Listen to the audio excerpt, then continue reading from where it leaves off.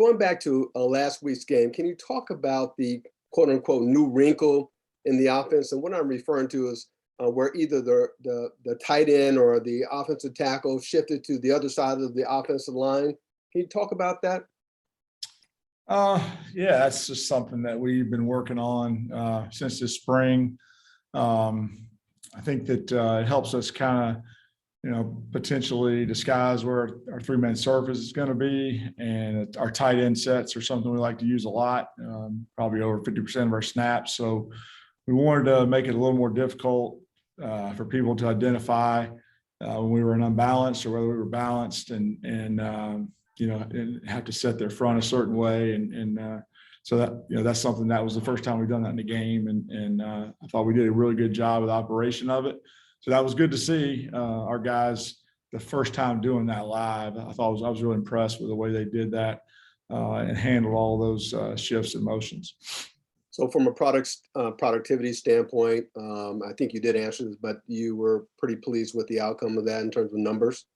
Yeah, I felt like it gave us some things where maybe we could dictate where slants were coming from, or where we might possibly, get the right technique that we wanted in order to get the ball where we wanted to get it to, or maybe get more of a base call out of the defense. So that was something that I thought our guys executed really well, and I thought it was able to help us, gain an advantage in certain situations.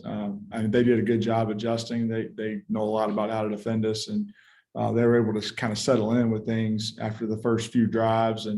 But I think it served its purpose for sure. Great. And from a confidence level, again, I'm going to go back to last Saturday's game. It was, I believe, 4th and goal at the 2-yard line with 3 seconds left remaining in the second quarter, and you guys were up 21-7. What led you, or you and Coach Monken or the team, to kind of go forward at that time versus maybe settling for a field goal? Is that something that you saw that you felt confident that you can make happen? Well, it's a credit to Coach Monken. He really believes in our guys and our ability to execute in those situations. And we obviously practice a lot of short yardage situations. There's a lot of people that would settle for a field goal and say, okay, you're getting the ball back. It's good to get 3 points there.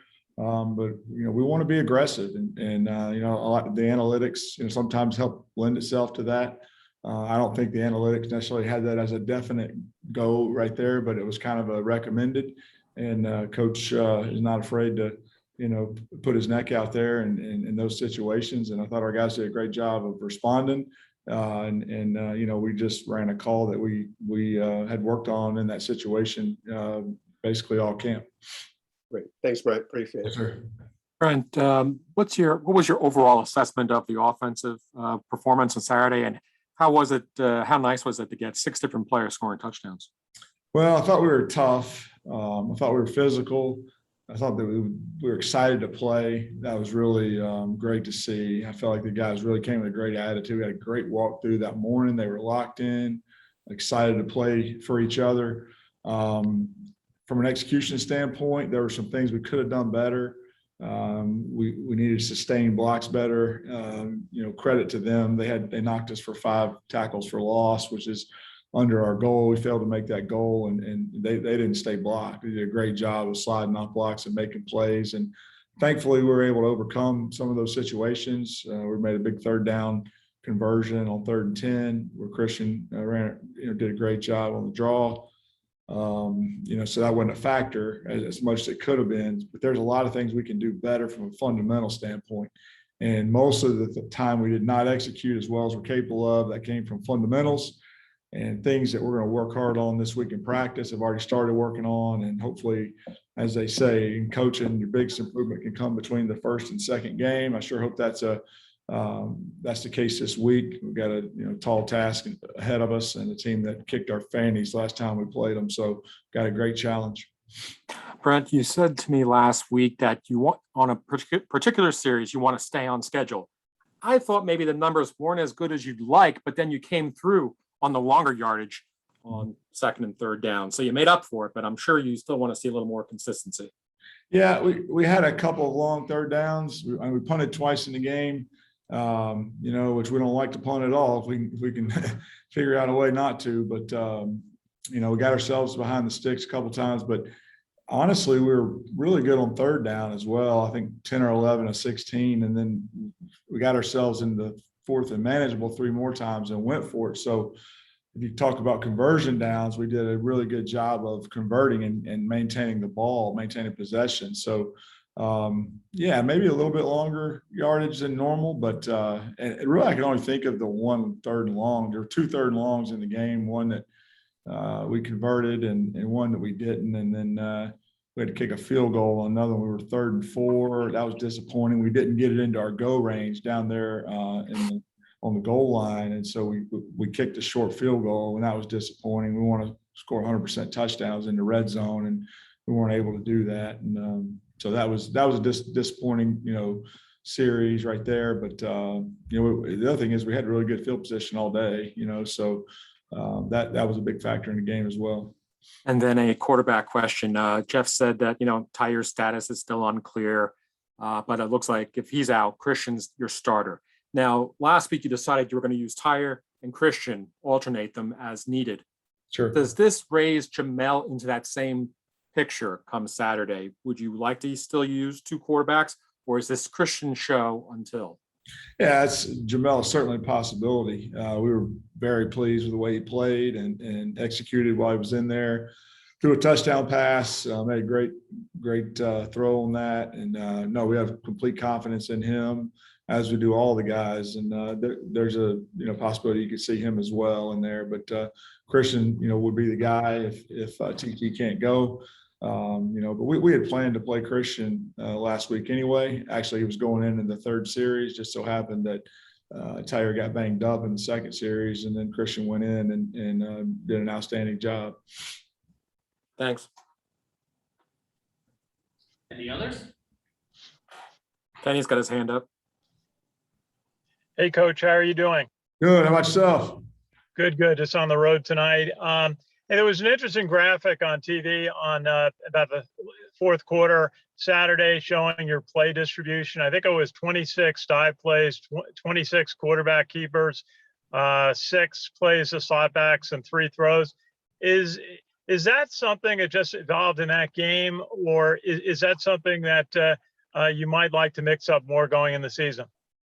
Yeah, I mean, we would love to even that number out, over all 3 phases of the, what some people don't understand is those aren't all option plays, and some of those are design gives. And then also sometimes the defense can dictate to you whether you have a chance to pitch the ball or not. So just because we call a play that could get the ball outside doesn't mean they're going to let us. So they did a good job with that, not letting us pitch the ball in some situations. And I thought our quarterbacks did a good job of making full speed decisions and taking what was there for them and not trying to force the ball outside and trying to pitch it.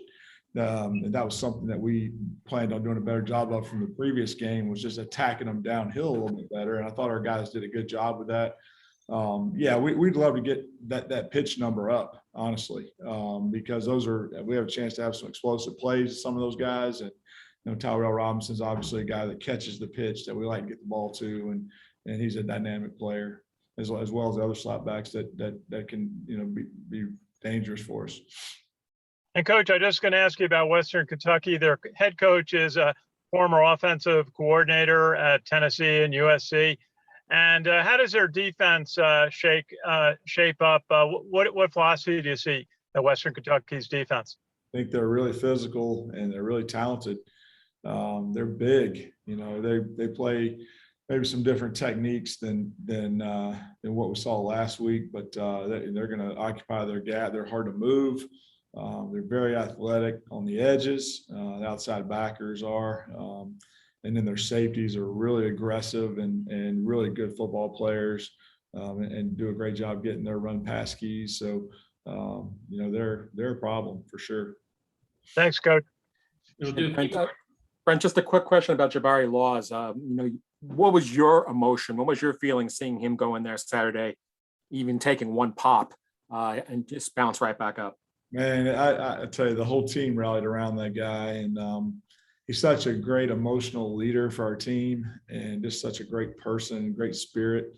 To come back from that type of injury 2 different times. I mean, and just the work that takes and the commitment and the desire to even want to play and not knowing if you could ever get back to, a level where he could contribute or if he had a chance to win a job or be on a travel squad or anything. None of that mattered to him. He just wanted to be a part of this brotherhood. And that speaks to the type of person he is. And then the whole team was emotional. And then he certainly was too in the locker room after the game. It was just awesome to see. And, to see him get up after taking that first pop was just awesome. We were all fired up as coaches.